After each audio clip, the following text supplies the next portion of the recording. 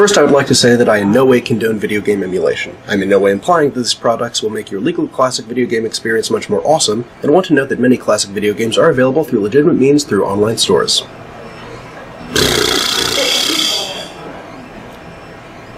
Hey, you remember the NES? Yeah.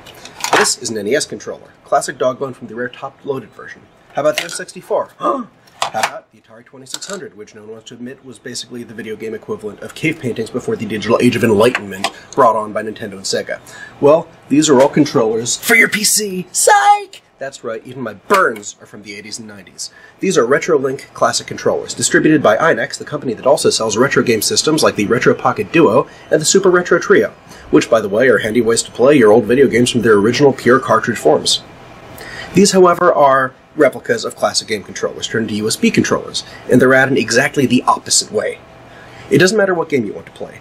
Gamepad is a matter of personal preference, and some layouts are better for certain platforms. For 2D platformers like Super Meat Boy and Splosion Man, little 2-button digital simplicity of the NES-style controller can harken back to days of yore.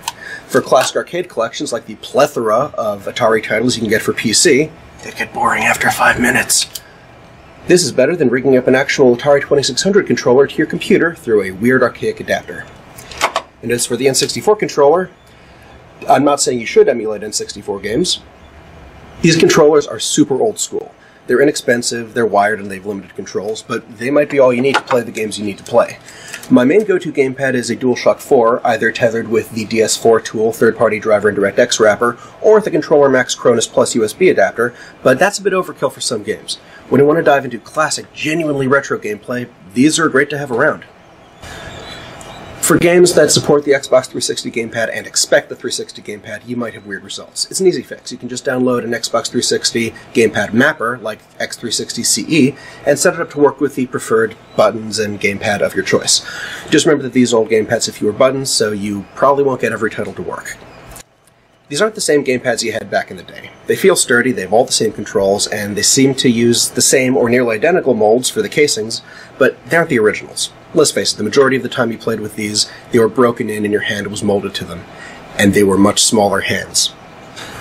These gamepads are available from InnexInc.com for $20 to $30 depending on model. You can also get USB versions of the 6-button Genesis/Saturn controller and the GameCube controller. Okay, tongue-in-cheek aside, there's some very good, legitimate ways to get classic games on your PC. GOG.com is excellent, and even though it focuses on PC games, there are several shmups, including the fantastic and free Tyrian 2000 Star Gunner games, that would work with any of these gamepads great. Steam also has a ton of classic Sega Genesis titles and arcade titles available for a few bucks each or in bundles. As for Nintendo, your best bet is the Wii or Wii U Virtual Console, and without modding, your only options are the Wii Mote, the Wii U gamepad, or the Pro Controller. So, yeah, N64, legitimacy is a bit of a gray area.